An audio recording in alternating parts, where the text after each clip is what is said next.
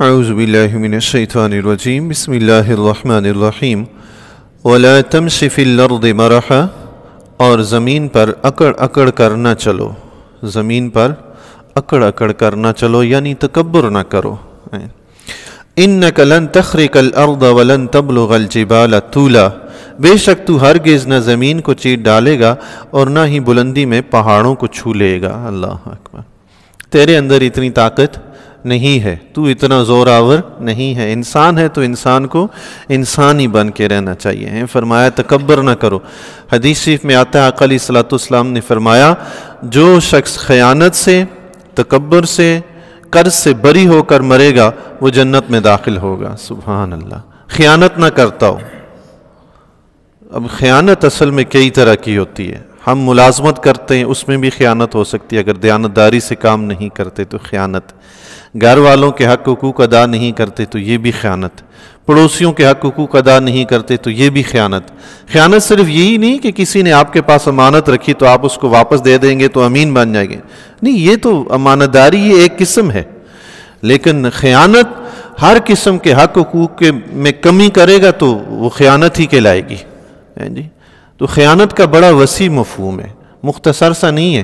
یہ امانت جو کوئی رکھواتا ہے تو ہم اگر اس میں تھوڑی بہت ڈنڈی مار جائیں تو خیانت ہو جائے گی، نہیں، یہ تو خیانت ہے ہی ہے۔ اس کے علاوہ ہم ایک دوسرے کے حق حقوق ادا نہ کریں تو یہ بھی خیانت، اللہ کے ساتھ خیانت ہے۔ جی اللہ اکبر، تو خیانت کا بڑا وسیع مفہوم ہے۔ ایک فرمایا تکبر سے بری ہو، خیانت سے بری ہو، قرض سے بری ہو، کسی کا قرض وغیرہ دینا ہے تو مرنے سے پہلے پہلے ادا کر دے، ان تین چیزوں سے بری ہو، آقا علیہ الصلوۃ والسلام نے فرمایا وہ جنت میں داخل ہوگا۔ سبحان اللہ۔ ایک حدیث شریف میں آتا آقا علیہ الصلوۃ والسلام نے ارشاد فرمایا جس کے دل میں ذرا بر بھی تکبر ہوگا وہ جنت میں داخل نہیں ہوگا، ذرا بر بھی تکبر ہوگا وہ جنت میں داخل نہیں ہوگا۔ ایک شخص نے حضور علیہ الصلوۃ والسلام کی بارگاہ میں عرض کی یا رسول اللہ، انسان لباس بھی اچھا پہننا پسند کرتا ہے، جوتے اچھے پہننے پسند کرتا ہے، یعنی پوچھنے کا مطلب یہ تھا کیا یہ بھی تکبر ہے؟ تو آپ علیہ الصلوۃ والسلام نے فرمایا اللہ جمیل و یحب الجمال، اللہ تعالیٰ خود بھی جمیل ہے اور وہ خوبصورتی کو پسند فرماتا ہے۔ سبحان اللہ، اللہ اکبر۔ لیکن تکبر یہ ہے کہ انسان حق کا انکار کرے اور لوگوں کو اپنے سے حقیر سمجھے، یہ تکبر ہے۔ اللہ اکبر۔ اس حدیث شریف میں تکبر کی دو قسمیں بیان ہوئی، ایک تو بندہ حق بات نہ مانے، اس کا انکار کر دے، اور دوسرا یہ کہ دوسرے لوگوں کو اپنے سے حقیر سمجھے، کمتر سمجھے۔ یاد رکھیے گا انسان کے مراتب ہیں نا، اسلام نے تو ہمیں ایک دوسرے کا ادب و احترام سکھایا ہے، چھوٹے بڑے کا، مناصب ہوتے ہیں، مراتب ہوتے ہیں، اس کا تو لحاظ کرنا ہی کرنا ہے۔ اب مثال کے طور پر اولاد والدین کا احترام نہیں کرتی تو والدین اس کو ٹوک رہے ہیں کہ تم ادب و احترام نہیں کر رہے، تو اب یہ بندہ نہیں کہہ سکتا کہ والدین نے اولاد کو اپنے سے کمتر سمجھ رہا، نہیں نہیں، کمتر کہاں سمجھ رہے، یہ تو ادب سکھانا ہے۔ اسی طرح شاگرد استاد کی کرسی پہ بیٹھ جائے اور استاد آ کر ڈانٹے کہ یہ تم کیا کر رہے ہو، تمہیں شرم نہیں آتی استاد کی کرسی پہ بیٹھے ہو، وہ کہے استاد جی تکبر نہ کریں، مجھے کمتر نہ سمجھیں اپنے سے، ہم تو انسان ہیں، برابر ہیں۔ نہیں بھائی، یہ برابری مراد نہیں ہے۔ ہاں، ایک دوسرے کے تو منصب کا ادب و احترام کرنا ہے، استاد ایک منصب ہے اور والدین ایک مرتبہ ہے، مرتبے کا بھی احترام کرنا ہے، منصب کا بھی احترام کرنا ہے۔ تو جو منصب کے لحاظ سے یا مرتبے کے لحاظ سے نچلے درجے کے ہیں ان کو بڑے درجے والوں کا ادب و احترام کرنا ہے۔ اس صورت میں اگر نچلے درجے والا ادب و احترام میں کمی کرتا ہے اور بڑے درجے والا، بڑے منصب والا اس کو ٹوکتا ہے، روکتا ہے، تو بندہ یہ نہیں کہہ سکتا اس نے تکبر کیا۔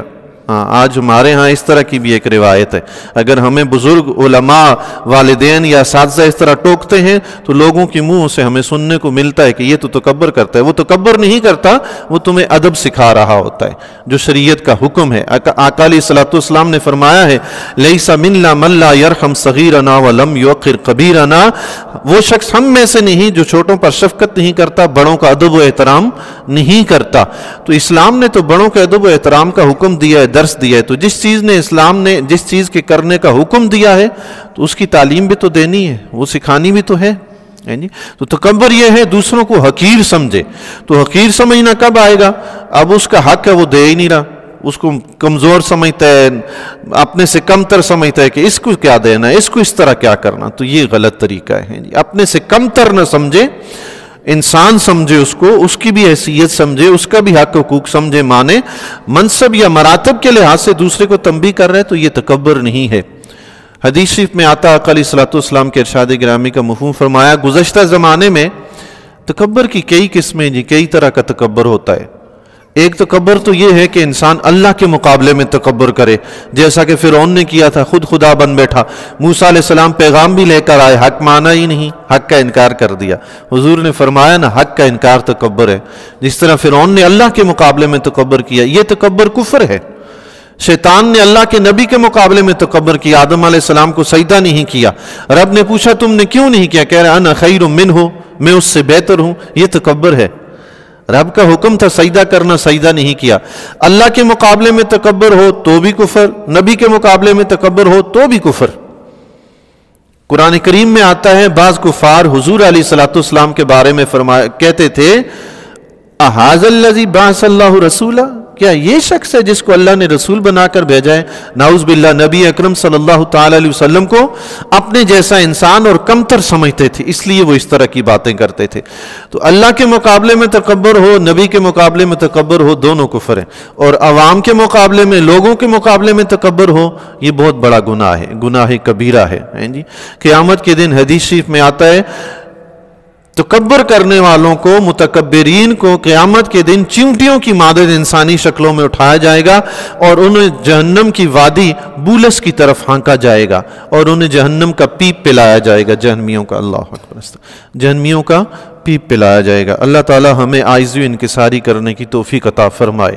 حدیث شریف میں آتا آقا علیہ الصلوۃ والسلام نے فرمایا، گزشتہ زمانے میں ایک شخص تکبر کی وجہ سے اپنا تہ بند چادر اپنی ٹخنوں سے نیچے لٹکائے ہوئے زمین پر گھسیٹتے ہوئے جا رہا تھا، اللہ تعالیٰ نے، اور اس نے سر کے بالوں میں سیدھی مانگ نکالی ہوئی تھی، اللہ اکبر، بڑا اکڑ اکڑ کے زمین پہ چل رہا تھا، نعوذ باللہ من ذالک۔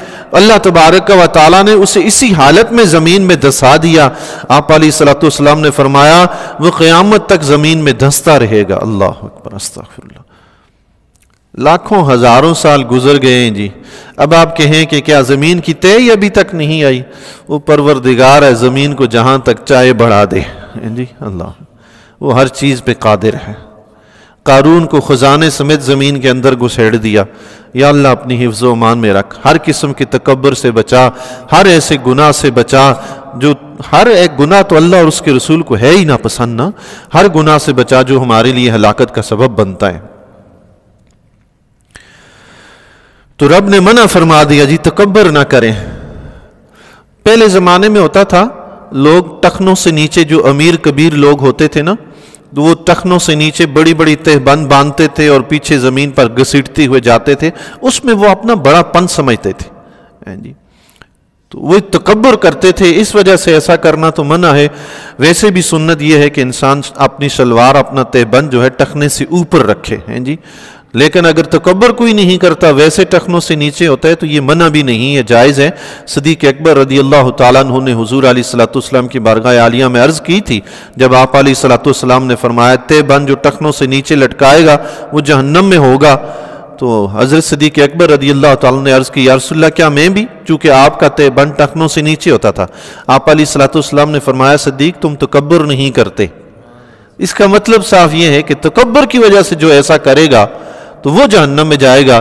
جو اپنا بدن چھپانے کے لیے یا سردی کی وجہ سے کپڑا نیچے کرتا ہے کہ سردی نہ لگے پاؤں میں، تو یہ تکبر تو نہیں ہے نا۔ اللہ اکبر، اللہم صلی علی محمد وعلی آل محمد بارک وسلم۔ لباس میں کب تکبر آئے گا؟ جوتا پہننے میں کب تکبر ہوگا؟ علامہ امجد علی اعظمی رحمۃ اللہ تعالی علیہ فرماتے ہیں، بندہ لباس پہنے اور اس کی دل کی کیفیت پہلے جیسی نہ رہے، اپنے آپ کو بڑا سمجھنے لگے، تو یہ فاخرانہ لباس ہے، یہ متکبرانہ لباس ہے، اس سے بچے۔ لیکن کپڑا جیسا اعلیٰ سے اعلیٰ پہنا، دل کی کیفیت نہیں بدلی، جیسی ہے ویسی ہے، اپنے آپ کو اعلیٰ نہیں سمجھا، تو اس لباس میں چاہے کتنا ہی اعلیٰ سے اعلیٰ کیوں نہ ہو، تکبر نہیں ہے جی، اللہ اکبر۔